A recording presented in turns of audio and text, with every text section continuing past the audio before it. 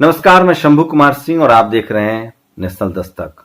कई सारी बड़ी खबरें हैं जिसको मैं लेकर आया हूं और उसका विश्लेषण बताऊंगा। सबसे पहले बात एक आईपीएस की, परवीन कुमार।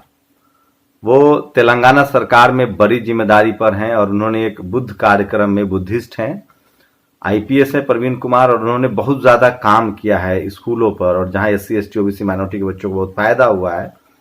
उन्होंने बाबा साहब की 22 प्रतिज्ञाएं बोली और उसको लेकर उनको टारगेट किया गया है, जो मनुवादी हैं, जो जातिवादी हैं, और बीजेपी आईटी सेल के द्वारा, आरएसएस के द्वारा उसको लेकर लगातार ट्विटर पर ट्रेंड चल रहा है। तो उसके साथ आप खड़े होइए।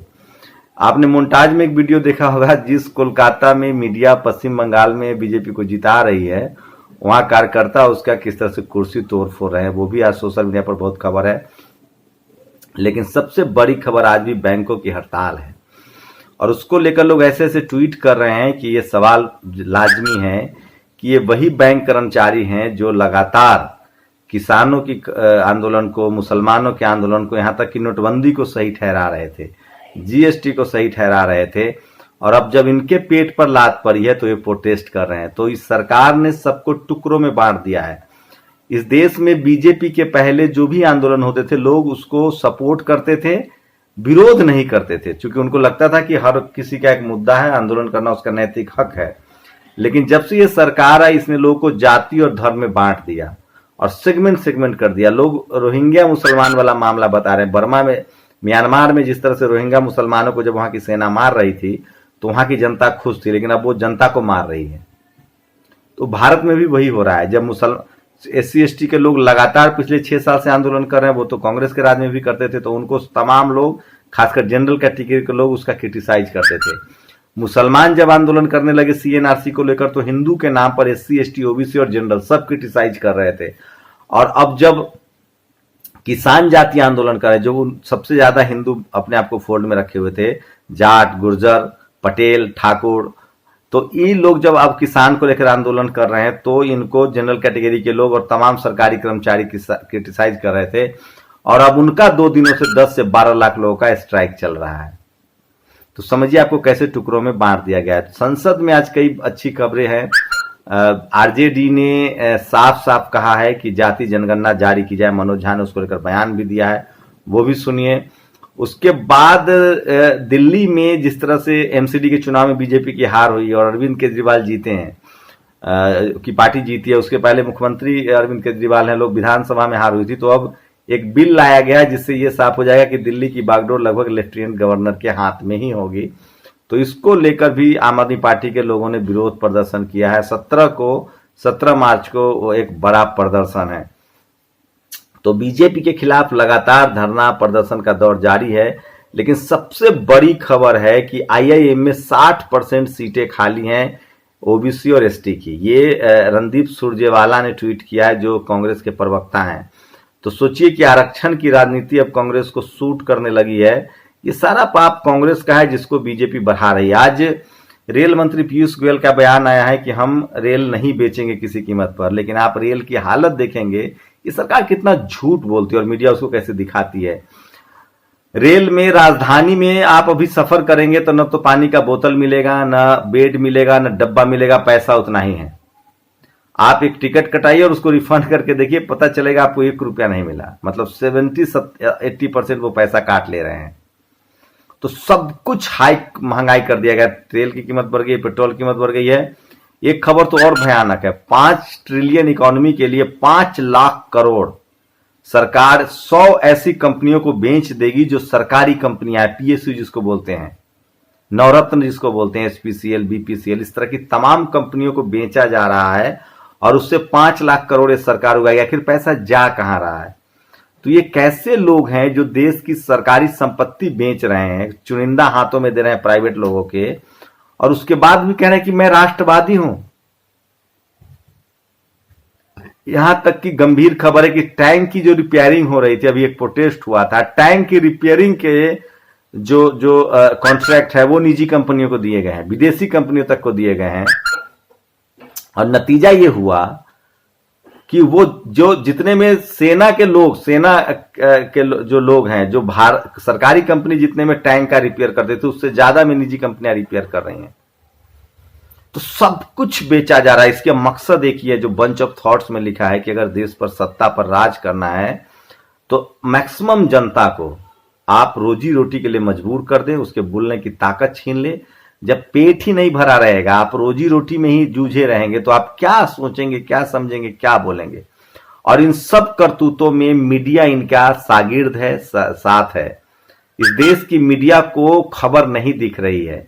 सोचिए, दिल्ली के एनसीआर में एक मुस्लिम युवक को पानी पीने के लिए धर्म के नाम पे मारा गया। आज मनोज झा ने बड़ी अच्छी बात कही कि बाबा साहब अंबेडकर ने पानी की जाति बताई थी कि पानी पीने पर अधिकार किसका और कौन नहीं पी सकता। और अब एक संघी ने, एक कट्टर ने अब उसका धर्म बता दिया। तो सोचिए, यही दिल्ली में एक हिंदू युवक की हत्या हुई थी तो सब लोग उसके गए थे, जबकि वो पर्सनल झगड़ा था। लेकिन मंदिर में एक मुस्लिम युवक की पिटाई होती है, उस पर कोई मीडिया खबर नहीं बना रहा है। बहुजन मीडिया जो है वो जा रहे हैं, वो खबर बना रहे हैं। मैं कुछ निजी वजहों से परेशान हूं, तकलीफ में हूं, इसलिए मैं नहीं जा पा रहा हूं, इसलिए मैं माफी चाहता हूं। तो आप सोचिए कि चल क्या रहा है इस देश में। लगातार इस देश को बर्बाद किया जा रहा है। कॉन्स्टिट्यूशन खतरे में, इंस्टीट्यूशन खतरे में है, चुनाव आयोग की विश्वसनीयता खतरे में। सुप्रीम कोर्ट कितना एक्टिव होता था सुप्रीम कोर्ट, पहले सुओ मोटो नोटिस लेते थे, स्वतः संज्ञान जिसको कहते हैं। लेकिन अब किसी मसले पर आप सुप्रीम कोर्ट जा ही नहीं सकते हैं। तो इस तरह के हालात हो गए हैं। Media, bureaucracy, judiciary, college, university, जो पावर सेंटर्स है, सीएजी की रिपोर्टें नहीं आती हैं, सब जगह कब्जा कर लिया गया है। और इससे बड़ा क्या बोल सकते हैं। जो पत्रकार सवाल पूछ रहे हैं उनकी लिस्ट तैयार हो रही है, उनको जेल भेजा जा रहा है। सोशल मीडिया को रेगुलेट करने की कोशिश हो रही है। तो सोचिए, सरकार के बारे में खबर ही बाहर नहीं। और ये गुजरात मॉडल है, ये गुजरात में लगातार लंबे समय तक हुआ है। गुजरात में एसडीएम से आदेश लेना पड़ता था अगर कोई खबर करनी है आपको तो। एक कोई सिन्हा जी हैं, वो प्रधानमंत्री के निजी सलाहकार थे, उन्होंने इस्तीफा दे दिया, कहना है कि निजी है। तो कई ऐसे लोग हैं जो इनसे निकल के गए हैं, छोड़ के गए। आरबीआई में बैक टू बैक इस्तीफा हुआ था, अब इनके पर्सनल सलाहकार ने इस्तीफा दे दिया। लेकिन ये सब खबरें मीडिया से गौन है। यही कोई दूसरा होता तो इसकी खबरें डंके की चोट पर चलती। तो मैं कह रहा हूं, ये सरकार सिर्फ और सिर्फ टीवी अखबार से चल रही है। और बीजेपी के कार्यकर्ता सबके घरों में 2 कार्यकर्ता, अखबार और टीवी। और आपको मोदी को हराना है तो मीडिया को हराना होगा। किसानों ने जिस तरह से बायकॉट किया है, सोचिए, तमाम मीडिया को आपत्ति है कि किसान कलकत्ता क्यों पहुंच रहे हैं, चुनावी स्टेट में क्यों पहुंच रहे हैं। भैया, सरकार का विरोध करना है तो लोग कैसे विरोध करेंगे। जो सरकार उनके 3 महीने से ज्यादा हो गया मांग नहीं माने तो क्या करेंगे। तो ये तमाम बड़ी खबरें थी। और मैं फेसबुक लाइव भी आऊंगा, आप लोगों से बात करूंगा, क्योंकि सोशल मीडिया ही बहुजन मीडिया है। मैं फिर कह रहा हूं, जिस तरह के हालात हैं, सब कुछ खत्म होता दिख रहा है। मीडिया, लोकतंत्र, बिजनेस, सरकारी कंपनियां, सरकारी नौकरी, बेरोजगारी चरम पर है। बट टेलीविजन और अखबार के लिए खबर नहीं है। उनके लिए सिर्फ वही खबरें हैं जो बीजेपी को सूट करती हैं। बीजेपी की रैली, बीजेपी का रोड शो, 10 लाख कर्मचारी भूख स्ट्राइक पर हैं, वो खबर नहीं है। किसी ने सही लिखा है कि सरकारी बैंक जो है बीजेपी को चंदा ज्यादा नहीं दे पाती है, तो बैंकों का निजीकरण कर देंगे तो बहुत मोटा चंदा मिलेगा। रघुराम राजन ने कहा है कि बैंकों को निजी हाथों में सौंपना खतरनाक है। आप सोचिए, जो दुकानदार, जो व्यापारी वर्ग एक तिल्ली आपको मुफ्त में नहीं देता है, उसको बैंक हवाले किया जा रहा है। आप कल्पना कर सकते हैं कितना खतरनाक है। लेकिन इस पर कोई सवाल नहीं पूछ रहा है। सारे सवाल सोशल मीडिया पर उठ रहे हैं। तो आज हम लोग फिर 9 बजे भी लाइव मिलेंगे, फेसबुक पर मिलेंगे लाइव। जरूर हमसे मिलिएगा, मुलाकात कीजिएगा, कमेंट कर सकते हैं, हमें सारे सवाल हमसे पूछ सकते हैं। मैं इसलिए बार बार कहता हूं कि सोशल मीडिया ही बहुजन मीडिया है, सोशल मीडिया ही सच्चा मीडिया है। शुक्रिया।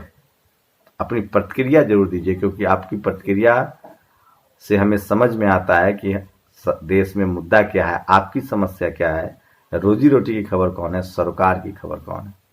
शुक्रिया। नेशनल दस्तक की आपसे गुजारिश है कि अगर इसको बचाना चाहते हैं तो नेशनल दस्तक को सब्सक्राइब करने के लिए रेड कलर के सब्सक्राइब बटन को दबाएं, फिर बेल आइकन की घंटी दबाएं। नेशनल दस्तक को बचाने के लिए बहुत जरूरी है कि हर खबर को शेयर करें, लाइक करें, कमेंट जरूर करें।